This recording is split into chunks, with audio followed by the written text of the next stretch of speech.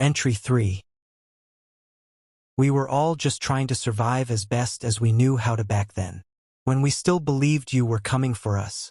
Sorry, I don't mean to blame this on you.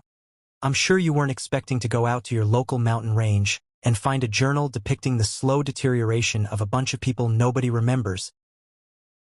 The path that Aaliyah had just been pushed off of had a slight dip on both sides, so the fall hurt, but besides her pride, she was basically unharmed. She was furious, however. How dare Dottie push her? She was trying to save her, stupid friend from a predator. She waited for a moment, heart racing from adrenaline. She'd make the incoming confrontation a spectacular and loud one. She was so over all of this, and she was ready to scream that and more as soon as Dottie popped her head over the side to check if she was okay. Hashtag, hashtag, hashtag. Hashtag, hashtag, dash. Hashtag, hashtag. Dottie. Hashtag, dash. Hashtag, hashtag, hashtag, dash. Hashtag. The wind picked up speed, but the trees stood still, almost as if watching her, and she got this feeling that she couldn't place. It was as if they weren't alone here. A black figure came into view where Dottie should be and, Dottie? Dottie? Dottie? Aaliyah was crying now, and her earlier plan of sitting there until she yelled at Dottie had worked against her. She couldn't make her legs move. What? Dottie shouted. She was standing where Aaliyah had seen the shadowy figure, or where she had thought she had seen it. She was less breathing than panting, and her pulse could belong to a professional athlete's right after finishing an intense workout, but she managed a pathetic. You didn't see. See that? The wind picked up again, whipping at her ponytail, but most importantly, the trees were swaying under its influence once again, meaning Aaliyah must have hit her head or something, and she had just imagined it all. What are you talking about? See what? Are you okay? Look, I'm sorry for pushing you. I didn't mean to. Yes, you did, Aaliyah stated blandly, interrupting her, getting on her feet, dusting herself off, climbing back up to the path under Dottie's cautious gaze. When she was on the path again, Aaliyah stood straight and just looked at her, before shaking her head at the sad excuse of a human in front of her and walked away, but not before Dottie could shout. You judge from your pretty little tower, where you never make any mistakes, and everything is so black and white. Well, down here where people actually live life and take risks, it's never as simple as bad or good. Aaliyah didn't even look back at her. Stay away from her, Angelo. She's still in high school.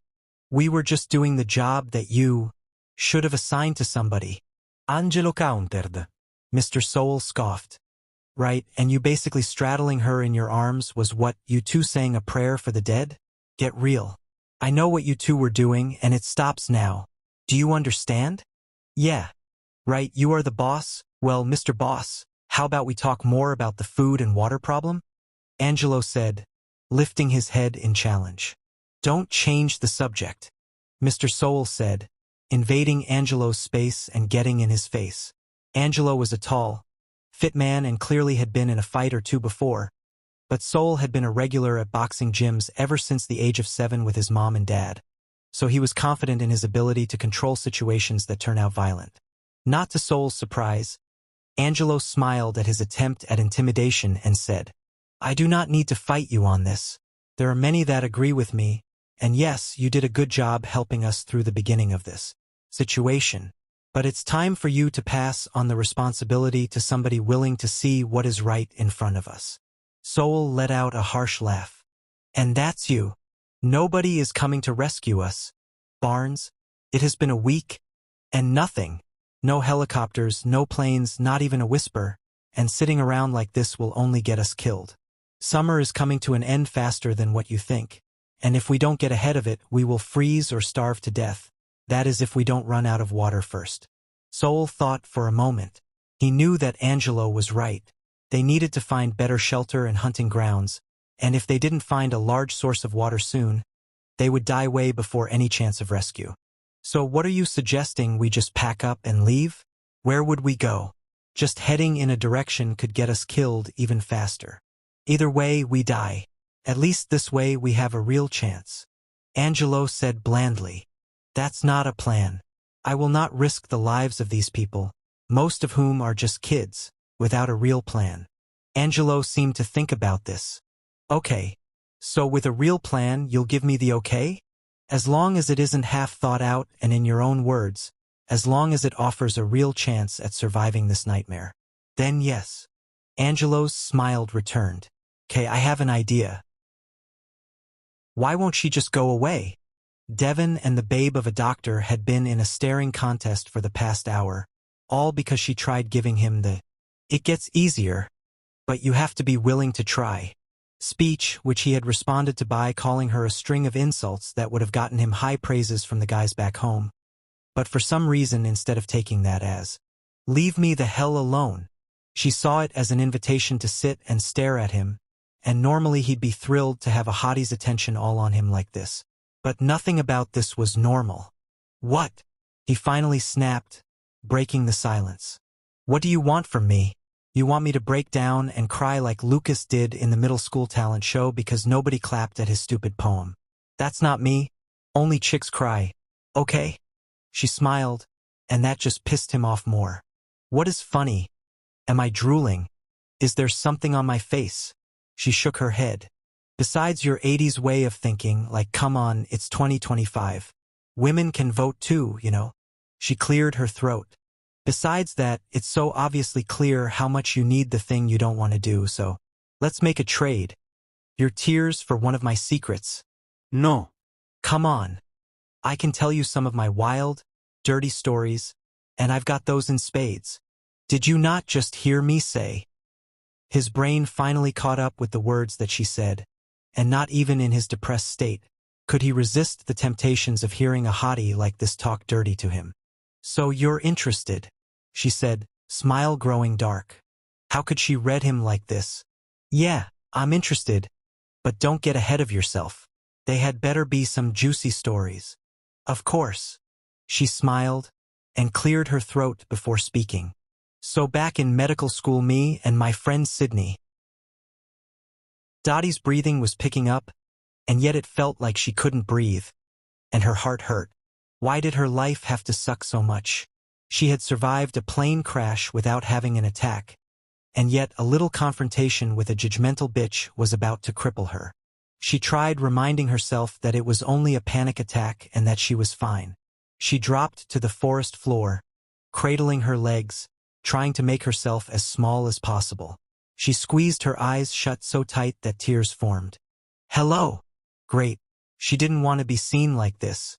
"Go away," she said weakly, reopening her eyes. A cute boy emerged from the brush, looking at her concern written over his innocent-looking face. He was exactly her type. Slim, tall, and tatted, and she could tell that he was a little messed up like her. Her breathing problem grew worse. "You're not helping." He rushed over. "Here, try this," he said.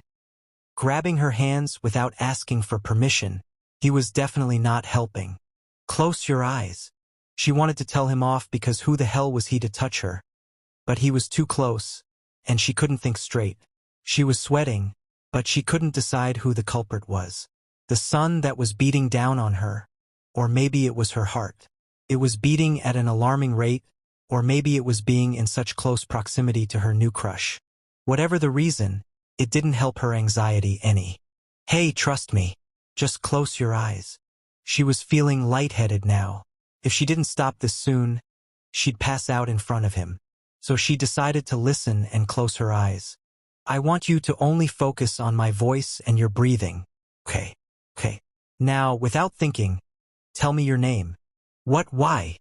she asked, opening her eyes and searching his for some kind of trick or something. "You don't trust easy, do you? Fine, I'll go first. My name is Casper." "No." "Last name?" He shook his head. "I've only got the one, so what's yours?" "Dot. D. It's Dottie." "Okay, Dottie, I have something to admit. I didn't just happen to be nearby. I'm actually a fan." Her heart skipped a beat. "You're not." She took a deep breath. "One of those crazies, are you?" He laughed. "No. I had saw you stumbling over this way, and I thought you might be in trouble, so two birds. And it was just coincidence that we She took another deep breath and realized what he was doing, and it was working. "You're distracting me." He smiled. "It's working, isn't it?" She shook her head in confirmation. "Are you really a fan?" He shrugged. "Two birds." She blinked and then burst out laughing, but she wasn't feeling 100 yet, and the laugh quickly turned into an uncontrollable cough. "Hey, deep breaths," he said, letting go of one of her hands to pat her back lightly, as if she were the baby he were burping. She jumped back, landing hard enough on her but to make her inhale sharply, but she ignored the now throbbing area and shouted, "Get away from me, weirdo!" He stopped his advance, and the hurt in his eyes almost crippled her all over again, so she looked away. "I don't know you, and I didn't give you consent to touch me, so don't do it." He stared at her, hurt and anger, raging in those dangerous blue eyes, before he threw up his hands and declared, "I hope you feel better now." With that, he rose and left her sitting there with her foot in her mouth. "What is wrong with me?" Sandra wasn't talking much today. She just sat there quietly, staring at nothing, and Lyle was having none of it. "Come on, Sandra. Don't make me eat these army rations in silence. I hate listening to people chew, myself included," he said, trying to approach her. "It's her fault. Me." She whispered so low that it was hardly audible. "What? Whose fault? Are you talking about my girlfriend's friend Aaliyah? Who is he?" He thought that maybe if he could get her to explain herself, maybe he could find a way to get her back into population, because it couldn't be healthy for her to be so isolated all the time. Her head snapped in his direction faster than he had ever seen her move before, and his heart skipped a beat, but he didn't flinch. He was a young, fit athlete who could deadlift at least 6 of her. He wasn't afraid. "It's her fault. She's why we're here. It's her fault. It's her fault. It's her fault." Lai took a step forward and cleared his throat. "I believe you. It's her fault. It's her." She stopped her chanting. "You do." "Of course not, but he wanted to try something." "Yes, I do." She studied him for a moment, and when she didn't speak, he supposed that she believed him. So he opened his mouth to speak, when she lunged at him, catching him by surprise, biting and clawing at him. "Fuck!" She drew blood, and it was all he could to stop himself from losing it on her. "You lied. You lie. Liar. You must be working with her. You both have to die. He told me." "Sandra, stop." He was doing his best to restrain her without hurting her, but she was doing everything in her power to try and make him hurt her. "Need some help?" came a male voice. He recognized the voice but couldn't put a face to it. "Clearly," he answered back. "Keep your panties on. I'm coming." A figure appeared to his left, grabbing at Sandra, trying to pull her off of him. But even with 2 men, she didn't surrender without a fight. She yelled and screamed, kicked and spat, but eventually, she grew too weak and tired to keep up the fight, and they were able to get control of her. "You've got spirit for an old lady," the help said in between breaths. Lyle, panting slightly, finally looked up at the man, and it came to him. "You're the guy from the other day." The guy met his look, and Lyle had to physically stop himself from shaking. The dude gave him the creeps. "Sorry, I only remember interesting people, and you're just not all that interesting." Why did he always have to act like that? It was so unattractive, and honestly, she didn't even know? Mackenzie thought as she maneuvered the unfamiliar terrain of the path she had chosen at random. After the argument with Anthony, she needed to clear her head.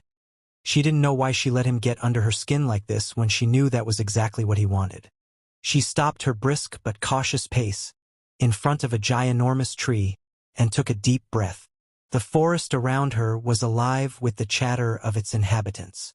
Birds chirping, some taking flight above head, insects making their disgusting noises, but thankfully no signs of the wolves they had heard the first night here.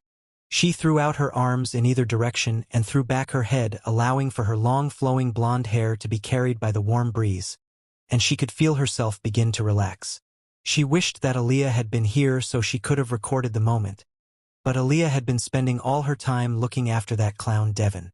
Mackenzie had asked her about it, and Aaliyah said that she felt bad for him.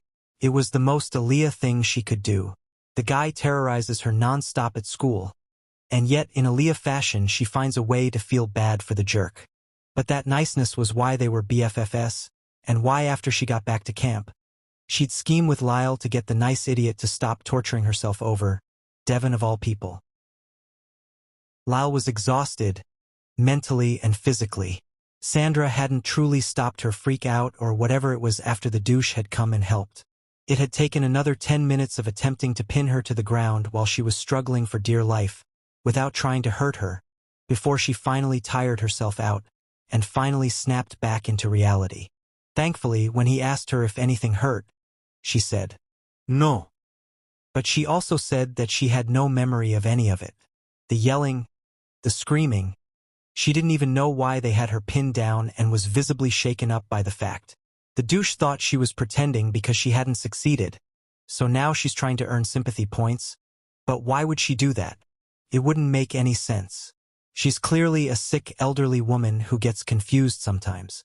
Afterward, Aaliyah had come up to them and told them about the mandatory meeting happening, and the douche, who never introduced himself, gave Aaliyah a look that Lyle didn't understand. She flipped him the bird and told him to go lay on a porcupine, and douche left without another word. Go lay on a porcupine. Classic. Do you have like a journal where you write these things down? Because that was too funny to have been on the spot ally for real. They were walking back to camp, where even from this far out, he could hear people conversating. Whatever this meeting was about must be important. She looked away from him, eyes searching the woods for something. Only you would laugh at that, weirdo. What? No way. That was freaking hilarious. You always have these funny quips ready. You really should write them down. You could be like the funny Amy Schumer.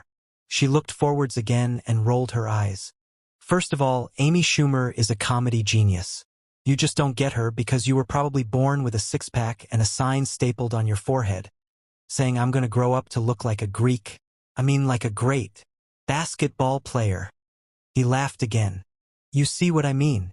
I'm not even sure what you're talking about, but it made me want to laugh. Yeah, it's every girl's dream to be laughed at. They had made it to the group and the tension was high as always, but there was an obvious divide in the group. What was going on? Hey, Lyle man, do you know what's going on? Casper asked, walking up to them. Casper was a friend he had made while on Sandra duty. Casper's watch was right after his own, and they talked about sports and motorbikes and other guy stuff sometimes before Lyle headed back. Not a clue, man, we just got here, he said, pointing at Aaliyah. Actually, I do know what this is about. You just never asked. Aaliyah shot back. Oh, okay. So what is it about? They want to send a small party to find a body of water that we can migrate over to and make camp nearby. You mean we're leaving the plane? Lyle exclaimed, his chest tightening. She nodded. I think so. But that would be insane. What happens when rescue comes? And they miss us because we're too busy in the middle of who knows where, pitching tents and foraging for fucking berries. He bit out. Aaliyah flinched. Hey, wow, calm down. This isn't her fault, man. She's just the messenger. Lyle took a deep breath in and out. You're right, Casper. I'm sorry, that's my bad. I didn't mean to trip like that. She smiled at him, but it quickly faded away, replaced with a frown. What? Is there something on my face? Wait. Is it a spider? He squealed, slamming the palm of his hand against his forehead harder than he intended to. Oh my God, no, Lyle. She laughed, and even though his forehead now stung, he smiled. If there isn't something on my face, then what is it that's got you so upset? He asked, facing the direction she'd have seen whatever it was she saw. No, Lyle, it was nothing. She tried, but he spotted the source instantly. Devin and the hot doctor. Harper. He didn't know her first name, but it was irrelevant. She and Devin were walking side by side, laughing and talking. I'm sorry. I know how much you wanted to cheer him up, but like, why? He's an asshole. Do I need a reason? He's hurting. I'd do the same thing if it were you who just had both arms made useless. Fair point. That is everybody, we can start now, said the man with the wicked accent. Angelo. We are clearly missing two, argued Mr. Sowell. Has anybody seen Tyler? Or Mackenzie? Mackenzie was missing? Tyler said he was going for a run earlier. He's probably still on his way back, said the doctor. Mr. Sowell sighed. And Mackenzie? Does anybody know where she is? Who cares? She and the boy can get the cliff notes of the meeting later. We've got the majority of us all right here, said an older guy whose name Lal believed was Danny. But he wasn't sure. They had only had one interaction with each other, and it had hardly lasted more than a few minutes. I would really prefer it if everyone were present, seeing as it affects everyone. No. The time for waiting is no more. This is why you are no longer fit to lead us, so for that reason is why I have called this meeting today. I want to become our official leader.